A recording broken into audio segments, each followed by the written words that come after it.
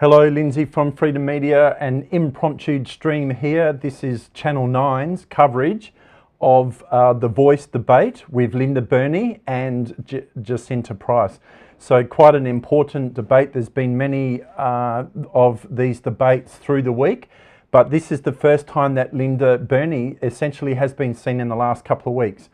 And I will say that Linda Burney, the Federal Minister for Aboriginal and Indigenous Affairs, has refused to debate, or declined, I should say, perhaps that's a more fair word, to debate Jacinta Price in person. So enough of me. I'm going to just cut over now so that you can pick up on what is being said. But that's not the end of Aboriginal affairs. I'm the minister in this country, and I can assure you I have a very full inbox. Doesn't a no vote come back on you though? You were so dogged in your government, you were so dogged in combining recognition and the voice, which is the bit that people don't understand, and the reason why many are voting no. Recognition and voice, and I'm really pleased you've raised that.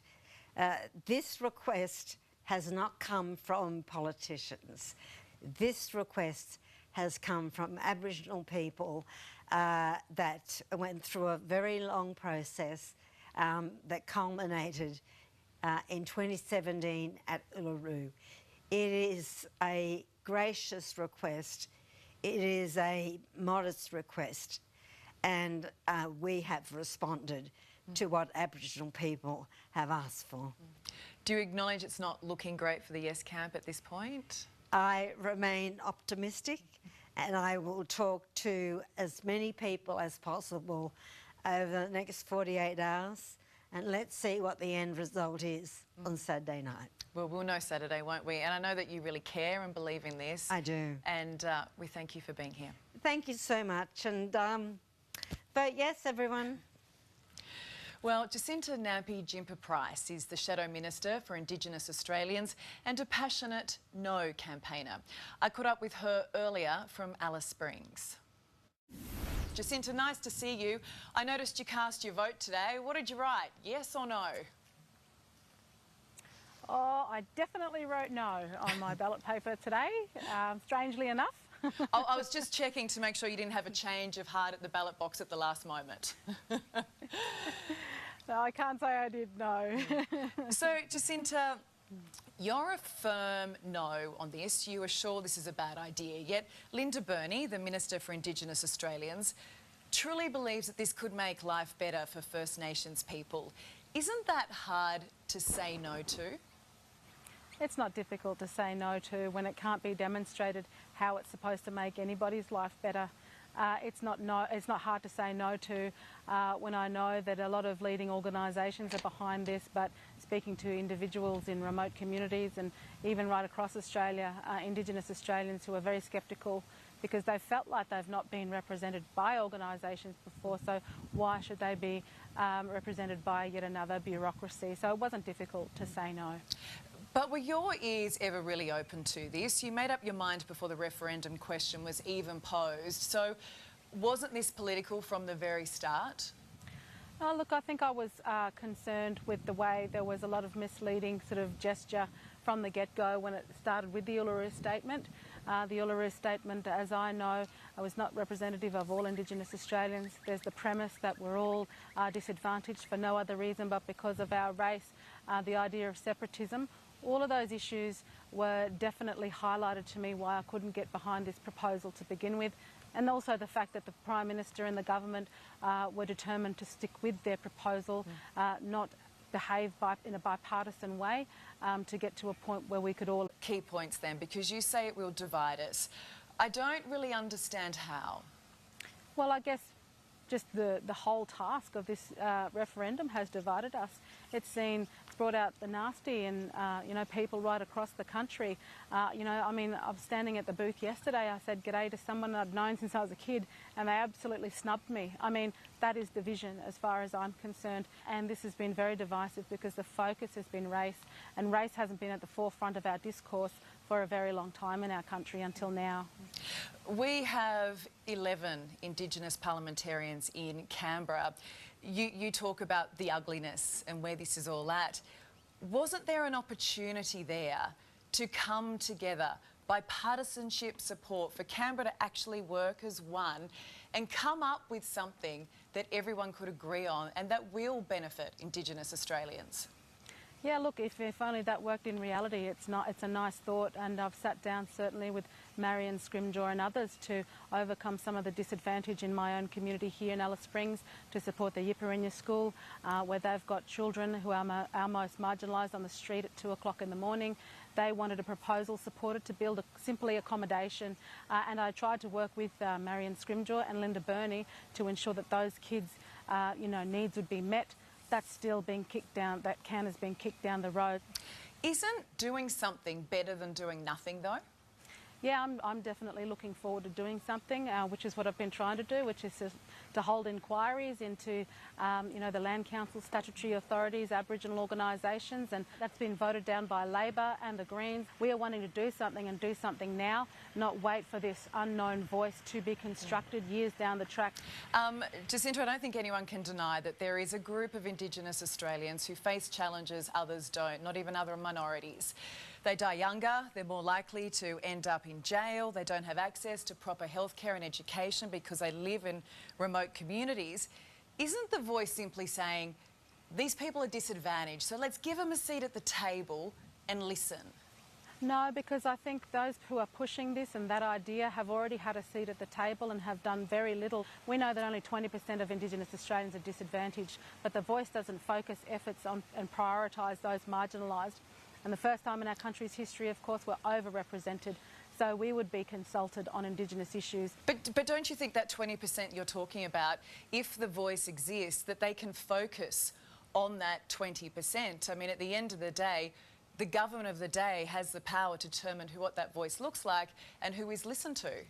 Well, so far the proposal that has been suggested by the government doesn't actually focus our efforts on those marginalised Indigenous Australians. Again, it can't demonstrate how it's going to improve the lives of those marginalised.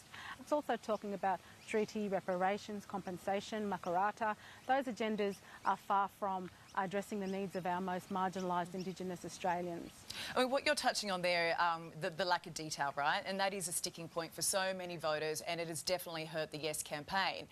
But the fact that we don't have the functions and powers means that, say, if you win the next election, you can change how the voice looks. You can tweak, you can edit it. If a certain group isn't represented fairly, you can add them to the table. If you don't like their advice, you can ignore it. Yeah, so I guess the government should have legislated a voice now that we can tweak and change, but without putting it in our constitution, because putting in our constitution suggests that Indigenous Australians will require special measures in perpetuity. Ultimately, if we want to close the gap, then we don't need those special measures. And so to me, that's just a contradiction in itself that I can't support, the constitutional enshrinement of this idea. What do you say, though, to that argument that if you vote no, then nothing changes? But if you vote yes, just maybe, and no matter how small that maybe is, something might improve? I think it's a nonsense argument. I think it's a defeatist argument. Absolutely, there's a lot that can be done, and I've suggested many ways forward, particularly for our most marginalised. We need to look at how we can empower traditional owners through, utilising their land for economic benefit, economic independence, to be job creators. I haven't seen any such sort of ideas come from this unknown, this detailless voice entity. The problem you have now is, say, when a new government comes in, it might scrap certain Indigenous bodies or schemes or cut their funding, and it set up something new. That often happens, and there is so much wasted money in that, and that is taxpayers' money. So doesn't this at least give some consistency? Well, I guess it's being suggested that this voice model can vary and change over time. So what's to say that the next government that comes in and says, right, this model is different, we're throwing it out the window, we're putting something else in. If we focused on serving Australians on the basis of need as opposed to race, then we wouldn't, I think we'd start to see improvements. If this is defeated, why would any future government ever try something new? Oh, well, certainly if a future government was a coalition future government, then we would absolutely be working along the same lines as we're doing right now to hold to account those who have failed our most marginalised where it hasn't been done before. But I mean, this Albanese government's been in power for 18 months. The coalition had 9 years. Did we see any of that in that time? I guess we didn't see as many Indigenous representatives prepared to do the hard work. I don't know how rubber stamping a voice and the voices from there are going to change the way the Albanese government decide to actually hear the solutions that are being brought to them by elders in communities. What's your gut tell you? What's going to happen on Saturday? Look, I think it'll be quite close. I'm quietly confident, but I'm certainly not complacent. And whatever the outcome is, of the Australian people, the will of the Australian people, I will absolutely accept that and continue to work hard for all Australians going forward. We need to bring our country together. This has been really tough on all Australians. Well, Jacinta, you've remained calm throughout this whole debate. People have listened to you, and whether you set out to or not, you've become the face of the No campaign. I appreciate your time. Thank you very much for having me, Ali. Well, there we have it. Whether your mind has been made, changed or stayed the same, the choice, it's now yours. Up next, from France to London and all the way down under, By This Torch is travelling the globe. Okay, so there we go, an impromptu stream. As I said, I did hear, I'm sitting in the studio just doing or preparing another edit, and I did hear that there was going to be a live debate with Linda Burney and Jacinta Price, which those that watched the Spotlight debate earlier in the week, I guess to be fair to mainstream media, legacy media, Channel 7, that actually was a quite a telling debate where they had Ray Martin. They also had Lydia Thorpe, and you of course had the Worm. And it was very, very noticeable that every time Senator Jacinta Nampijinpa Price spoke, the Worm went up, and as soon as Senator McCarthy spoke, it went down. But what I found particularly interesting of the Spotlight debate, of course, it was the same for Ray Martin as well, when he was trying to justify his dinosaurs and dickheads saying, that what I found telling in the Spotlight debate was it was, number one, it was very clearly announced that Minister Linda Burney was invited a number of times to come and take the panel and make the argument for the debate for the Yes campaign in the studio, sitting, of course, not too far away from Jacinta Price, and she declined. I would say refused, mainstream said declined, but they were very clear in pushing that, that particular point. But what I found interesting was with the Worm on the Spotlight debate, that Channel 7 surprisingly played a package about the Uluru Statement of the Heart, where Anthony Albanese was maintaining that it was simply one page, and they played the package of where a number of the architects behind the Voice and behind the Uluru Statement of the Heart had said that it was 16 pages, it was 18 pages, it was 24 pages, it was 26. But, and there was plenty of receipts, which is the video clips of them saying publicly that it was definitely more than one. Then Peter Dutton, setting aside whatever you think in terms of politics, they also spoke to Peter Dutton there, and his arguments, the Worm went up. Every point after Anthony Albanese spoke, once they played the package about the Uluru Statement of the Heart, where the credibility, in my view, was very clearly, he did not make a creditable argument justifying that it potentially could be more than one page or limited to one page. So that was a good debate. I wish that I was actually here in the studio to bring that to you. I heard Channel 9 just announce that they were doing this debate, thought it was in studio, meaning both Linda Burney and Jacinta Price were side by side, but in this instance, as you saw, that they were not side by side.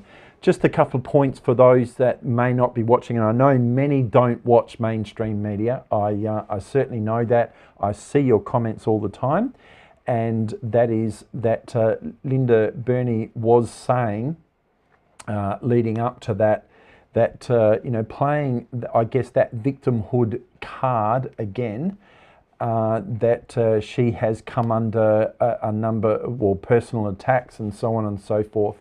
And you've just heard from Jacinta Price then, she didn't play that card, although she has certainly been subjected to those attacks herself. Of course, there was some footage that she posted on her Facebook page, and you can go onto that Facebook page to see where at the airport she was racially attacked by another Aboriginal person. And yeah, quite telling. I just want to back up to a couple of comments here. As I said, quite an impromptu stream, and I'm just going to come back to a comment. I'm just picking it up. Apologise for looking off to the side here. Geez, your comments have been coming through thick and fast already. Okay, so David Pollock has said that his comments, and I'll just pin it to the screen now. So there you go, and I'll come back and turn this one off so you can read that. David's comment there that's saying that he's been getting a lot of phone calls with voice messages from the Vote Yes campaign, and that they are getting desperate. Well, I don't want to pick up on so much. It is subjective whether they are getting desperate. They would say that it's objective, that it's part of the campaign. Of course, we are about to enter into a media campaigning blackout, as is normally the case with any elections. And I just need to come back to make sure that your comments are coming through. But one of the reasons that delayed me for this stream is I forgot to switch my mobile phone off. And it literally was a call from Senator McCarthy, for a voice recorded phone call. And I'll just, let me just see, you may not be able to pick this up here, where it's showing spam on my phone. I can see maybe on the screen you can't. But it was a voice recorded phone call from Senator McCarthy saying that she's imploring everybody to vote no. That, sorry, yes. And that was the reason why I just missed getting the start of the stream. Comments coming through. Innocent bystander, love the name. That echoing what David has said, that the innocent bystander also received 4 phone calls yesterday. So there's certainly, and I don't know about your personal experiences at home, and I'm sure that you will comment, but I haven't seen any. Well, I personally received no marketing during the 2022 federal election in terms of phone calls, polling and so on and so forth. But yeah, this would be the first one, I think, in memory personally, that I've received in many, many years. Blue Collar Down Under, again, love that some of these names here, some names that I haven't seen before. Welcome to this stream. I'm not sure how long I'll keep it going.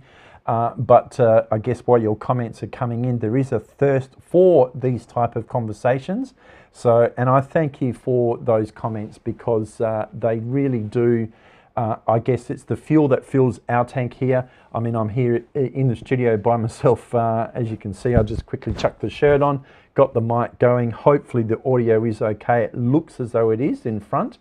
And I'll just, where we go, get rid of David's comments that's pinning on the screen there. But one of the things that I probably do want to say, I've just got to figure out how to get back to that. There we go. Is, of course, and I did see that a Morgan Gallup poll just recently indicated, in fact, about an hour or so this evening, that it's looking about 56 to 46, which suggests that the Yes campaign has made some ground and the No campaign has lost some ground. Now, I guess in terms of being what we consider here independent media platform, we do try to be impartial. We've certainly seen it from mainstream media in terms of many of their mouthpieces. I saw your comments about Ali Langdon being exactly that mouthpiece. Even then, some of the questions that she was putting to Senator Jimper Price, that she didn't, you know, there's a particular flavour in relation to that.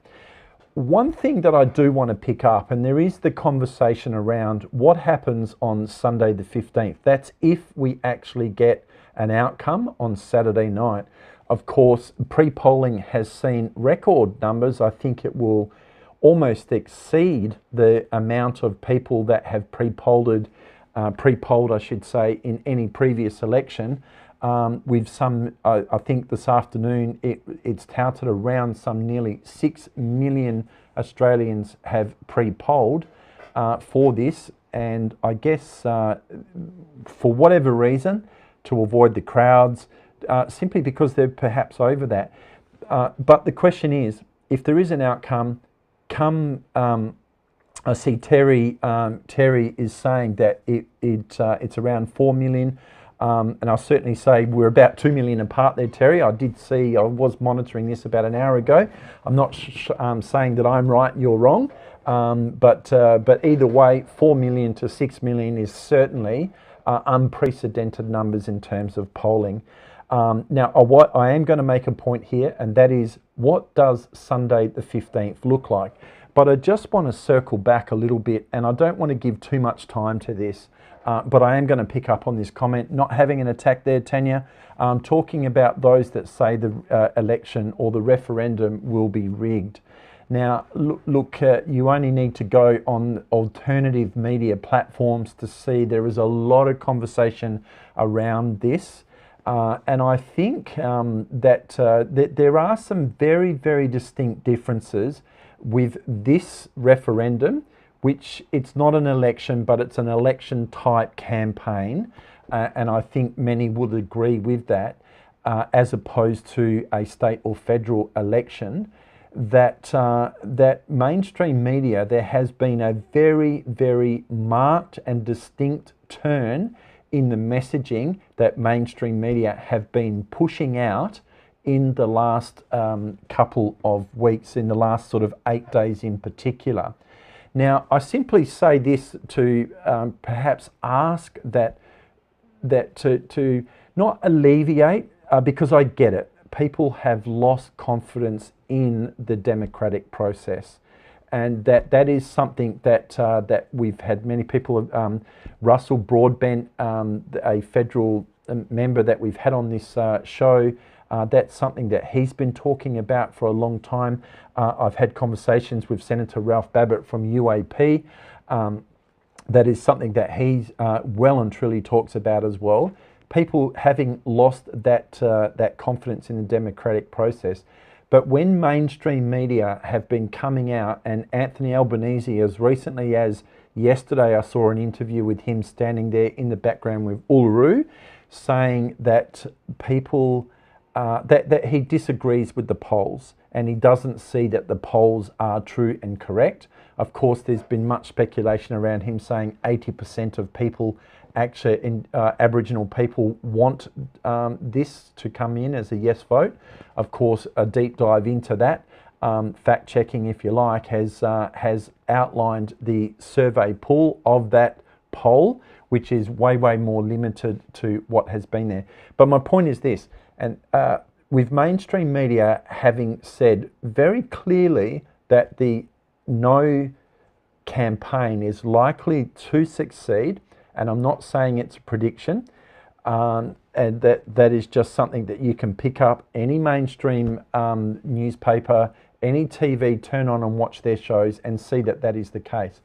For this election, it would take an absolute number of rigged votes, and I'm not saying that that is the case, because I don't agree with that expression, that saying, that there would be absolute anarchy, in my view, across Australia, because the messaging has been very clear that the voice is set for defeat. And if you want to kill any confidence that people have in a true democratic society, then things like that would pop up, and I just don't see it happening. That's how I see it. That's my personal view, I guess, and I'm very, very mindful that I don't want to make personal comments in things like that, but I think if you apply just a reasonable amount of logic, and please, Tanya, I'm not saying that you're not being logical about this, because I get it. I really do when I talk to people and I see how people, that's one of the reasons why I'm doing this, to try and instill confidence that, and there is some glimmer that we do have to put some trust in the democratic process. But for this to turn around in the manner that it's going to need to be done, bearing in mind that the referendum requires not only 4 states of Australia to get up, but it's a double majority. It requires over 50% of the people of those that are eligible to vote either up or down. So I just really don't see that would I'm just trying to pick up on your comment there that they will get that particular turnaround. So LB, love the initials. Yeah, of course for Lindsay Bennett as well. That every person I know is voting no, and I guess there's many people. I did a little package, a little reel, put out a street view talk the other day. The object of doing that particular exercise was, number one is the reel, to keep it under 1 minute, to try and get it circulating a little bit further. But that was about 2 hours worth of standing in the street to get those responses. And I must say that it was probably overwhelming. People just didn't care. They've had enough. They have had an absolute gutful. They didn't want to say whether they wanted to vote yes. They didn't want to say they're going to vote no. Nor did they say that they're undecided. They just simply have had a gutful. That was the overwhelming response that myself and the team experienced on that day. Then it was that most people, the second, I guess, outcome was people said it was dividing. And of course, there was a few people that did say yes, and I guess I could play and could have put one of those yes people in the campaign. But when I just sort of poked and prodded with a little bit of questioning around that, then they realised, well, hang on a minute, I don't really know. The TV's telling me to say yes, so that's why I've said yes, and I don't want you to use that footage. So out of respect, that's what I've done. But my point I wanted to also make earlier, before I just picked up and said on that previous comment, I've been going for 28 minutes now, I can see, but your comments are still coming through thick and fast. So there is some engagement. Thank you again for that. Is what does Sunday the 15th look like? And I think the person for me that it's resonated both is Warren Mundine, who has been one of the key figureheads for the No campaign. And I'm not siding, directly and clearly and trying to push that, but he's the only person, or one of few people, because Jacinta Price has said that as well, and a couple of other people, is that if the No gets up, this is not a win, because the division that it's caused across Australia is just, it's unprecedented. And Sunday, the 15th of October, is really when perhaps, the reconciliation really needs to start. And Prime Minister Anthony Albanese absolutely has a lot to account and has a big part to play in relation to building up the Australian community or society again. I don't see that they will do that. They will put the spin on and focus on another particular matter. But one thing that I do want to say with Warren Mundine is, and he said this, that in his view, we know former Prime Minister Kevin Rudd pushed or came out and said sorry. And he said that Indigenous Aboriginal Australians have received their sorry. Whether it's enough for them is one issue, but nonetheless, it's been said. It's undeniably been said, as I said, by Kevin Rudd.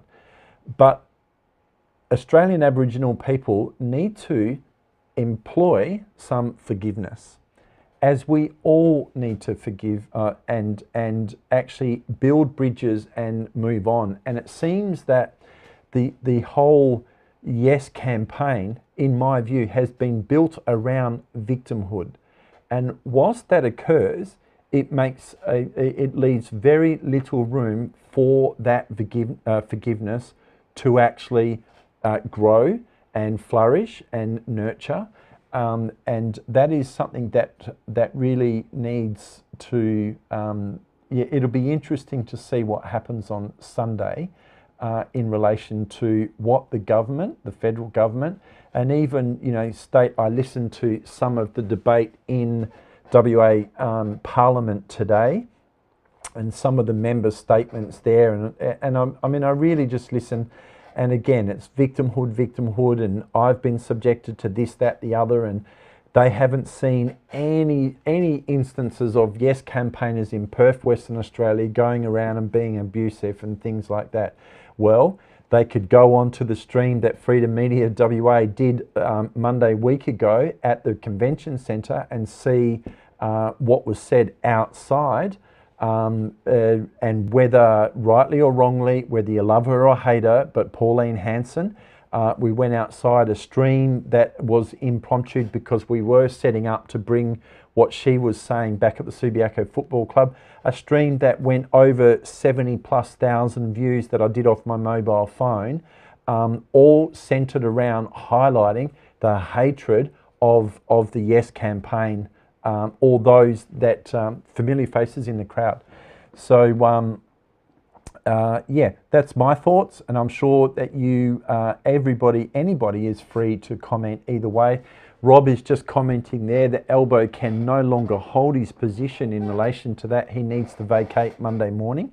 If I was to say a personal opinion that I would like to echo, I think, yeah, I agree with you, Rob. I've sort of had and held the view for some time that Anthony Albanese's leadership, he has certainly lost some bark. He's got some wounds to deal with here. He certainly hasn't come out of this whole referendum for whatever reason, and perhaps only he will be able to reflect and understand why. Yeah, he's lost skin. He absolutely has lost skin, and it will be a question to see how quickly those in federal Parliament, the Labor corridors, within the Labor caucus and the party room, whether he is then moved aside. I'm giving that 3 months before a leadership spill. I think I've said that in a stream a little bit earlier on, but that is just my feeling. So I think there we go, just another, I might just quickly just cut back and make sure that there's nothing else that's occurring on, yeah, I can see whether my feed on the set-top box has been cut from Channel 9, but there we go. So yeah, an interesting debate. I thought it was going to be both Linda Burney and Jacinta Price in the studio, but it wasn't. They were Linda Burney was in the studio. Jacinta Price, as you could see, I think she's gone back to her place of the NT.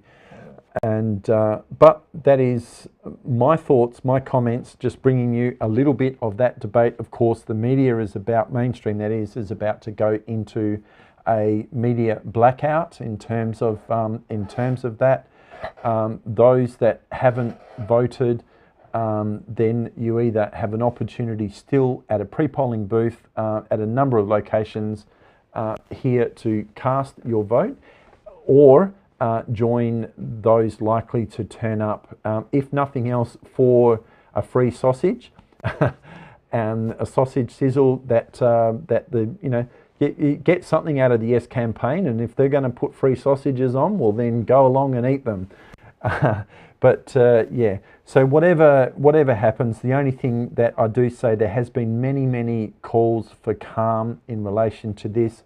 Those views are quite strong in relation to where you may sit by now, if you're saving to make your vote, whichever way it is, and if it is against the narrative, which is a yes vote, then I'm sure that those going to the polling stations will display the utmost respect to those that are campaigning for the yes campaign.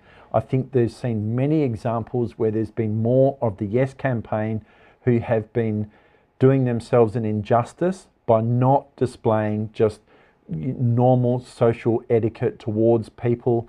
You know, everybody's entitled to their opinion, and everybody's entitled to go in and cast that vote in the manner that they feel is best for them.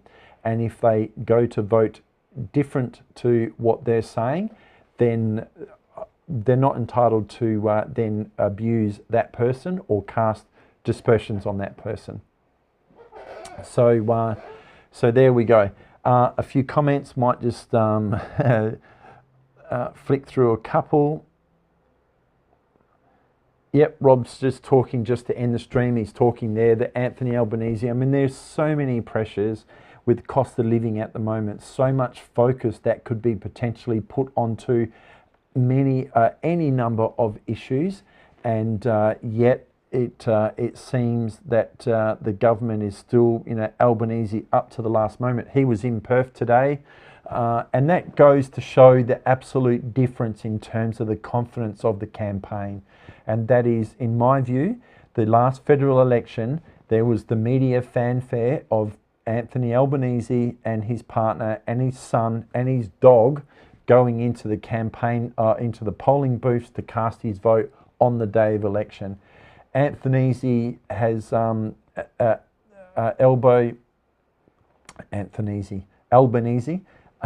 has cast his vote last week. You know, make of that what you will. I see that as the confidence isn't there for him to walk in tomorrow and face that media pack and face larger crowds at polling booths where people might actually indicate clearly that they are not voting as he's asking people to vote. That's that's one particular point that I want to make there. We are talking about, and I did have another point I wanted to say there, but it slipped my mind because I'm probably need a big drink of water. But there we go. So thank you again. Thank you, John. Kind comments there, you know, for about the information and so forth. I'm sure many of you are across exactly the same information as well. It perhaps is just that, you know, so that I sit through Parliament and so on and so forth to bring you stuff that so that you don't have to, and I just pick out the points that I really do think is of importance. As I said, I was sitting in the studio when I heard this, and I'm preparing a stream which I'll be bringing out and just doing a little bit of a deep dive into ex-state daddy Mark McGowan and his 5 lucrative jobs for a person who said that he's incredibly tired and exhausted. And I've just been spending, well, essentially the last week just joining a few dots and building a package which hopefully you will find insightful in relation to that, because mainstream media won't. So in doing that, I guess it does take a lot of reading, and that's where the information comes from. So so there we go. Oh, sorry, I remembered that point. Here we go. The point I was going to make with Anthony Albanese being in Perth today, Western Australia, he made himself available at Baldivis and Fremantle, is that the information is held, and I get he's the Prime Minister, I really do. He is, but it's held very, very tight, whereas Jacinta Price and Warren Mundine were very clearly advertised. Anybody, they didn't really care. Anybody, you know, from whatever view you had, you could go in and get a ticket and go and hear them speak at the Perth Convention Centre last week. As I've said with ex-state daddy Mark McGowan, a true sign of a politician's popularity is how comfortable they can walk in public space. And those that would be following alternate media platforms would well have seen footage of Prime Minister Justin Trudeau, and there has been a massive turn of late that as soon as people know that he's in public, he is absolutely getting heckled from the moment they spot the cars turn up to the moment that his security details gets him into the venue that he's going or into the cars to take him away. And Albanese, not that he would be subjected to some heckling, I would like to think. I think it would be done in a good spirit. But you wouldn't want to have the Prime Minister announce that he's going to be in an area to promote or do a last fleeting visit on a yes campaign and find more that are voting no turn up. Optically, that is just not a good look. So, so Anne-Marie, when is the stream going to be? I was hoping to get it out tonight, but I've parked it because of this debate. So it will be tomorrow. That will be the stream that I will be pushing out in relation to that. So so there we go. Thank you very much for again your comments. It has been great. We have been experiencing a little bit of shadow banning on Facebook of late, and which, whilst it limits the number of people that can perhaps get a different viewpoint on things, and I guess, but it does indicate that perhaps we're touching a nerve. Yesterday's stream in particular, you know, plenty of comments. I've had a few, some good emails coming through because it takes a lot of time to go through and sort of build these clips, which are the receipts. It is the footage. It is what they actually say at the time. And when I say they, I'm talking about Roger Cook and Tony Booty, what they've said about the Aboriginal Cultural Heritage Act. And, you know, that's on record. We have that footage. And it's there, and then it's going back and bringing up what they don't want you to see and hear, and hope that you've forgot. So yes, still on Facebook or Facebook, as we say, unfortunately or fortunately from our viewpoint, that is where most of the people that do follow and like and share the content that that myself and you know the team of dedicated volunteers put out here at Freedom Media, it's predominantly on Facebook. So we have been trying to get traction on other platforms.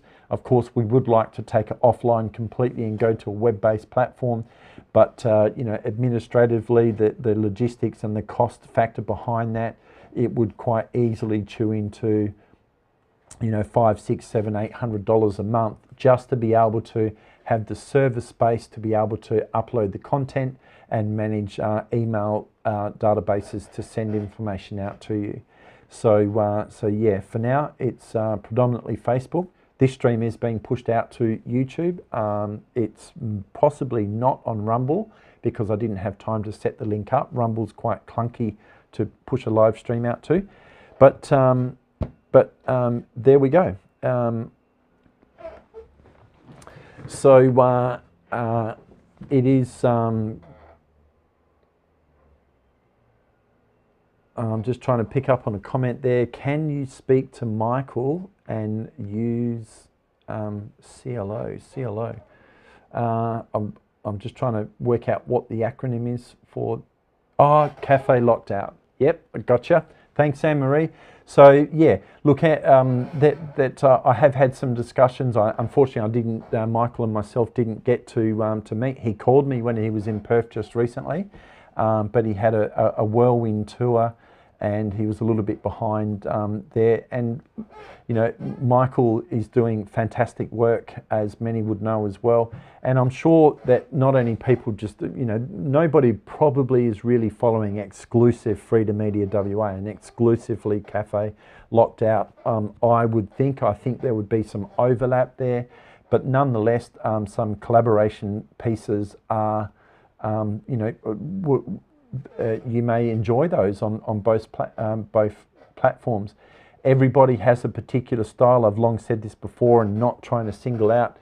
Hang Loose Cruise, for example, it's not my style, but I like his style, if that makes sense. And yeah, there we go. So the last pinster saying, make your own website, and we've certainly looked at it. We are looking at it.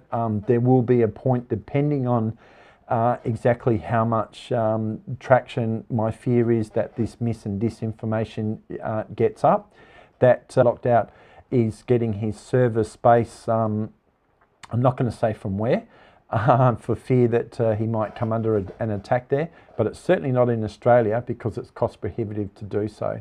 And he will tell you that it is that it does come, you know, at a cost. And look, we don't want to do that. We're just going to keep doing what we do as long as we can do. But if that mis and disinformation bill does get up, I've got no doubt that we're already on the radar there. That's why I try to keep the information, you know, with some facts, and keep my personal opinions very limited. I try to make it as fair as I possibly can. Sometimes I get it right, and but sometimes I do have a bit of a brain fart and I slip, and I do say something, but you know, that perhaps is probably a little bit closer to my mindset. But nonetheless, yep, need more coffee. I definitely need water there, Anne-Marie. Thank you for that. I mean, I will say, you know, I'm not flagging. I don't know how it's going to go, but if that mis and disinformation bill gets up, we will arrive at a point that it will simply, and I'm sure we'll put streams out there and simply say the time has come. We've got two options. Monica Smith from Reignite Democracy, she did that exactly, you know, before she went on her sabbatical, if you like. In order to keep going, we are going to need some funding, and whether that funding looks like, I mean, if every follower that watched Freedom Media WA, or if every person that watched a stream that we did, you know, donated $1, I mean, we would, you know, I'd be able to get people researching and contracting in, you know, and be able to pay people like that. There's certainly, the money would not go into my pockets because I fund all of this out of my pocket. It would be going to bringing more content, and with more money, more funds, we can do more. My dream is, I guess, is to get a second-hand, you know, mini bus or something of that nature, deck it out as a broadcast van, so that we can be remote and with a fuel card, you know, a company that has a fuel card that we can use, and we're out in the field at the time, but we've got the ability within the bus to be able to have, you know, a couple of people there. We could be sitting at Parliament, who knows? It is a dream. It's not a pipe dream, but it is something that's there. And then we can expand our network and get people, because with some of the technology that we've now got here in the studio, we can bring people in via their mobile phone. That all, of course, depends on signal strength that we have on the receiving end, but that would give us the ability right across Western Australia to be able to introduce more citizen journalists bringing what's happening in their local towns. But as Terry said, yeah, Clive Palmer, to share some of his wealth. I see Clive is spending some money on the No campaign, which is a good thing. You know, I'm going to speculate that. Well, no, I won't speculate what I was going to say in relation to that. But yeah, I'm certainly, you know, have reached out recently, and when I say recently, in the last in the last week, I actually reached out to Clive Palmer. There was a hit piece by Ben O'Shea, the ponytail, you know, face mask in a single, you know, as a single person in a car. He still drives to work with a face mask. I think he reported that in his little column for the West Australian. That yeah, he did a hit piece talking about those that are voting no, particularly here in Western Australia, are all those anti-vaxxers and the Clive Palmer minions. So with that, I sent a copy of the article through to Clive's office and asked and said, well, Clive, you know, if you want the right of reply, give me an interview, because we will talk for as long as you want to. That's what I've said in the message.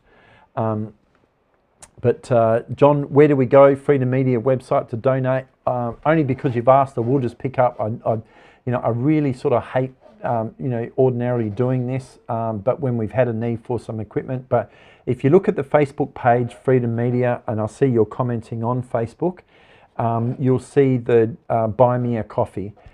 We looked at other platforms in order to do this, but that is the one that actually has the least amount of fees.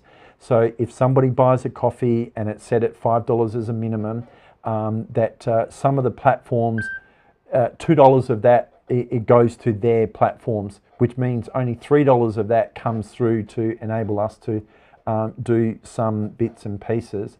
And, I will say thank you, Terry. I can see the link may not go up there. I mean, this, for example, this is a V-Lock battery, for example, and a lot of our kit I'm moving into using these out in the field because I've got a rig designed to be able to bring more effective streams out in the field, and they will require these. Now, something like this, that's $500 right there. That's $500 worth. I can get them from China, copies for about $300, but they take about 8 weeks. So I've got to sort of decide what am I going to do in order to do that. But Amanda, thank you for putting the link there again. I will say though, the links, they won't appear in the comments. I can see them because they're coming through on my encoder, but in the stream they won't, and that is because we've had to kill all links on comments because of the Nigerian spammers and the crypto and all that sort of crap, which really I would hate to think that somebody commenting on Freedom Media and they click on a link that somebody has posted and then find themselves having been exposed to some type of scam. So the only way to do that was to limit comments with links. But you can see that. John, I see you've got it now. You can click on that and have a look. That's not the purpose of the stream. I've waffled on for another 20 odd minutes. Again, it always sort of blows me away, I guess, the engagement, whether it's the time of the news, people are switching off mainstream media and they're coming up, they're coming up and watching alternate platforms like this, which is one of the reasons why I do want to sort of say, I guess, if you look at the model of, say, if half of the subscribers of Freedom Media WA, which is 28,000 followers, donated $1 a month, that would be, there's what, $14,000 a month. With that type of revenue, I mean, my mind just goes nuts when I think what we can actually do with that. And to actually get some people in that have the skill set to be able to just write regular content so we can drip feed the type of content that we've been putting out every night, that would be, just imagine that. But there we go. Those, yeah, well, everybody's saying it. Just to pick up on that comment there, everyone is a grifter, and how dare they want to make money? I certainly have never ever wanted to make money from this, and I have very generously had some donations, and building this studio in here has been a big effort, and I can tell you that it's taken at least 15 times, 20 times the money that I've received in terms of donations out of my pocket, because that is such my desire to actually offer this alternate view. But I think on that note, before I waffle on any more, I'm going to again thank you for your comments. Wherever you may find yourself, those on the East Coast, Terry over there, you'd be 3 hours in front of us here in Western Australia, and enjoy the rest of your evening. Thank you very much.